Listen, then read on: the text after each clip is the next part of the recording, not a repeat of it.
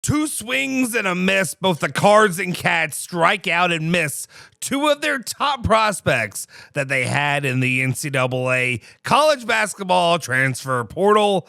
Where will they regroup and how will they move forward as they try to put together these rosters to compete for a national championship in 2006?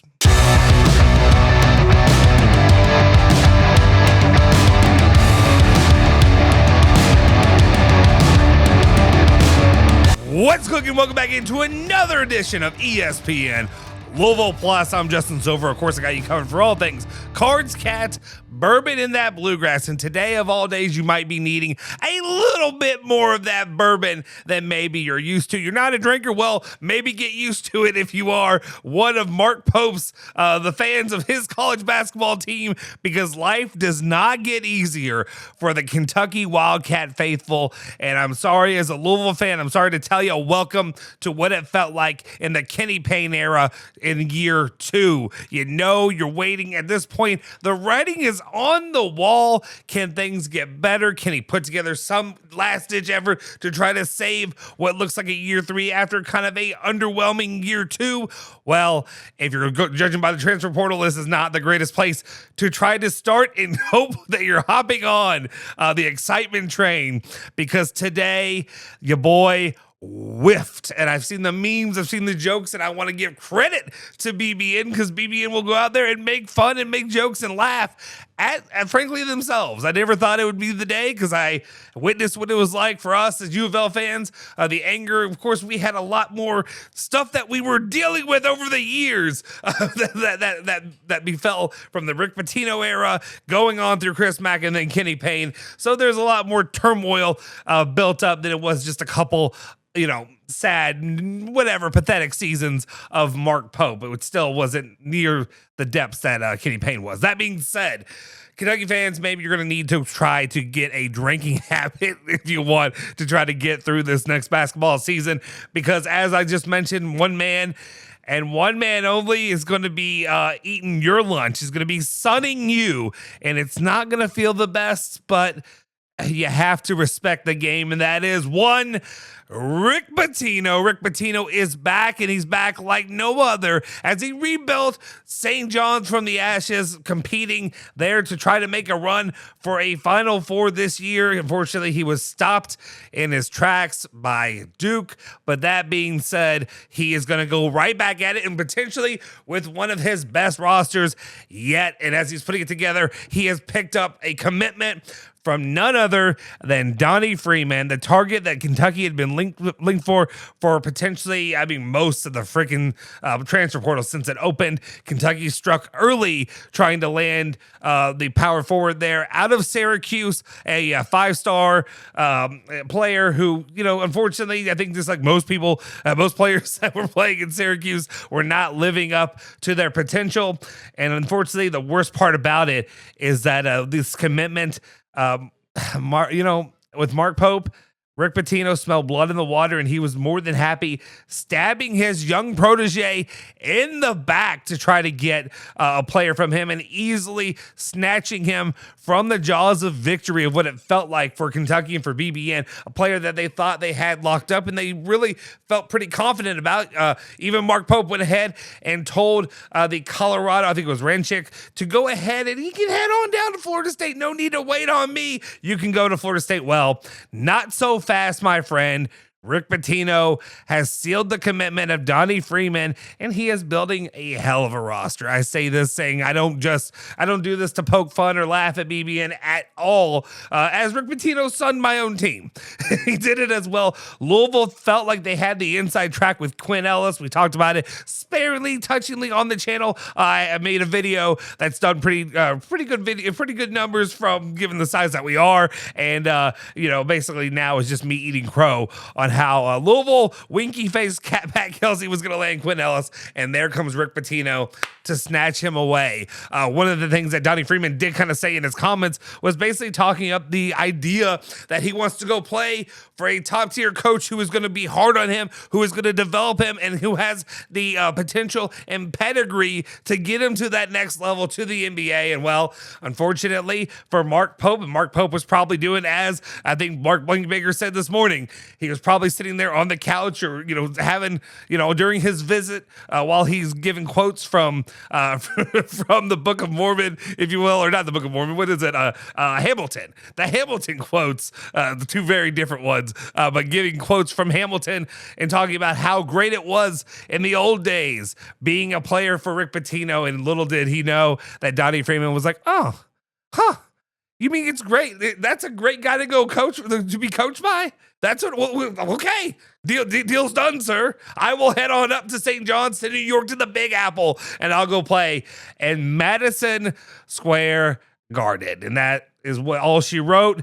And now, at least that opened up for Mo Diabate to go on down to LSU and enjoy his time there with Will Wade and the other so-called Slick Rick. That being said, it's not all, it's not all good news on the Cardinals side either. Currently, even though some great recruiting early on by Pat Kelsey when it comes to the transfer portal, you see right here his 3 picks, and a lot of the places you have Louisville ranked somewhere in the top 3, if not the number 1 recruiting class currently in the transfer portal, with the additions of Flory Bagunda, Jackson Shelstad, and Carter Knox. There was one player we are still waiting on, but there's 2 players we're waiting on, and one of them, well, that bombshell dropped today, and unfortunately, we're sitting right next to you, right with you all in BBN, and unfortunately, licking our wounds as Louisville walks away with what we kind of felt was gonna happen when our man John Blackwell decided to travel on down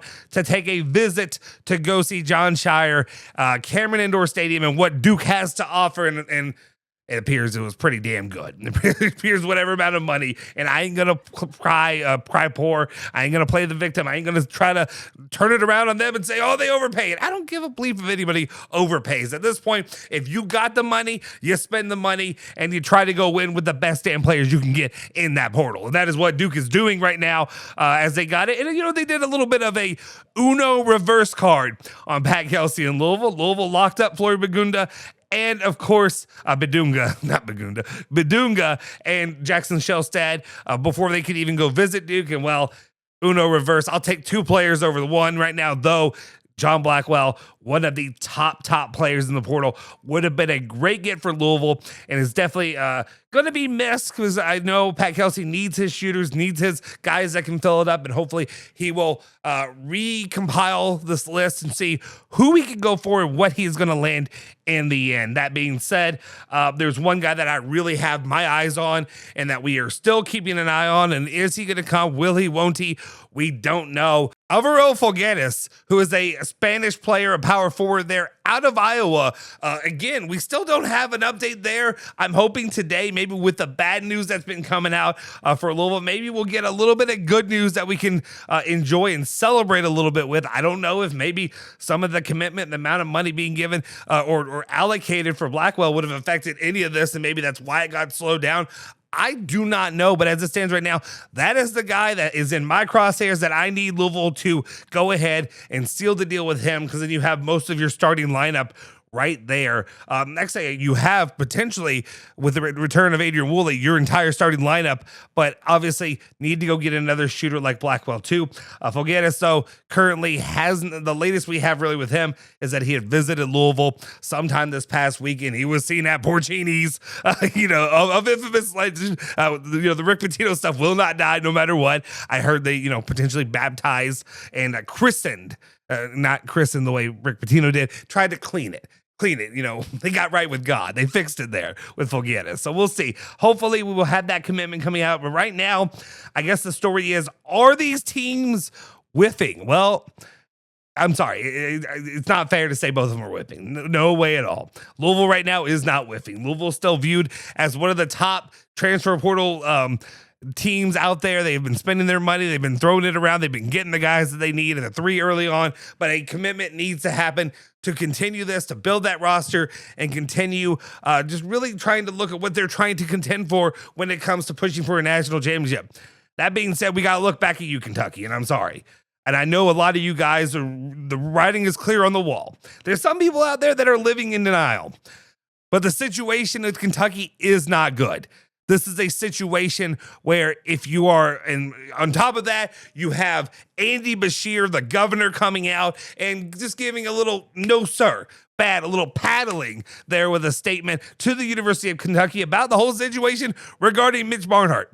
And maybe this will be a situation where outside of Louisville, who had a governor step in, completely dissolve a board, make a crappy situation from solid feces to full-on diarrhea is what they did at that point at the University of Louisville. I don't see the situation that Andy Beshear is really coming into as being all that bad for Kentucky. This might be a situation where really he ends up shaming them into figuring out a way where they just can't continue forward with the Mitch Barnhart $1 million do nothing, no duties, no jobs, no guarantee on what he's going to offer to the table role. And maybe he will better the situation for Kentucky when they get another an AD in there, and they can tell Pope that, you know, here are your severance papers, have a good day.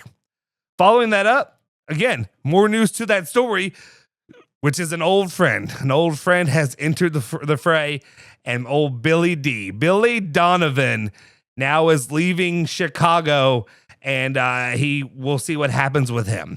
Weird timing, poor timing. Maybe if you're North Carolina, you're probably pretty pissed off right now, not happy about not at least getting a real opportunity to talk to him about taking that job.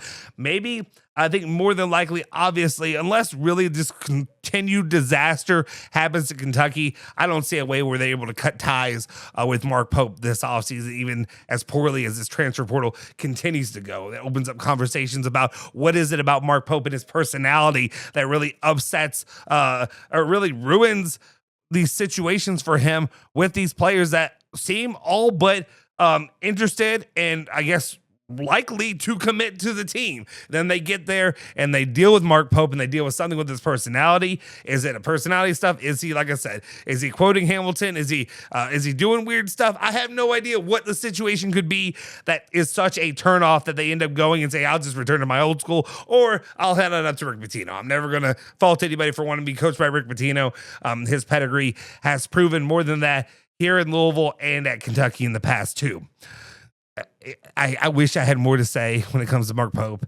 It's just, I think the writing's on the wall for most of us. I think you all, BBN, I think you all are not. You're obviously as smart as the Louisville fan base is, more, obviously more storied. I think everybody can read the freaking room. It's time for Mark Pope to get going. Unfortunately, that time is not on our watch. It's one more year probably of whatever Drek is going to be this season and that he's going to put out there. But not the day that has to end all with bad stories. I guess if you want to view this as a positive, but we can at least throw out there that they have confirmed that for Kentucky, they do have a player that is, I guess he never really said that he was in the portal or if he was going to stay in the portal or what was happening with him. But Braden Hawthorne has confirmed the redshirt freshman. Again, why are we redshirting any player in this day and age? Why are we redshirting any player that is making money? You should not be redshirting anybody who is getting some form of payment to be at your school. That being said, Braden Hawthorne is going to be returning for his, I guess, non-redshirt freshman. Is he redshirt sophomore? I always forget how that works. But for his, I guess his normal now freshman season after he redshirted his first freshman season. So his first year of eligible play not being redshirted with the University of Kentucky. Braden Hawthorne will return. So we'll see. He is obviously a small forward there that was viewed. He's a 4-star recruit when he came in. We'll see what he can do. And not only is he bringing himself, but he's also bringing little brother Zion Hawthorne will be coming to Kentucky. He has signed with Kentucky and he will be there on the bench as well for the 2026-27 season. We'll see if he decides to also redshirt, but you have two Hawthorns at least to make up some of that roster for the University of Kentucky, and we will see where it goes at this point. You got Cam Williams, you got Trent Noah, you got Braden Hawthorne, you got Malachi Marino, Reese Potter, and then, of course, Alex Wilkins, and the addition that you also have of Zoom Diallo. But at this point, we'll see what happens. Like, Mark Pope's got a lot of work to do. I understand today when the clock strikes midnight, it'll be on, and those are all the players that you'll be able to pick from. but Mark Pope better figure it out big time. The last little piece of even news or conversation we can have is keep an eye for the situation with Louisville. London Johnson, is he going to enter the transfer portal or not? We still haven't heard much of a rumbling. Maybe by the time that I post this video, it might break, but we will see. London Johnson, you're on the clock as well. Will you return to Louisville, or are you going to enter the transfer portal in the way that James Scott did at the strike of midnight, 11:59 p.m.? We'll see, guys. A lot of work to do for both Louisville and Kentucky. Kentucky definitely, though, has an uphill battle right now with the man at the forefront, Mark Pope, and a lot of consternation there around that program. So, guys, I need to let you to let me know your thoughts and opinions in the comment section down below. Do you think this thing can be saved? Can this ship be righted before the next season starts? Or is this just a slog to the very, very cold, slow dead end for Mark Pope? And then you can move forward with maybe Billy Donovan next year. Maybe you try to lure Rick Pitino back to Camelot. We'll see, but we'll have you covered every step of the way.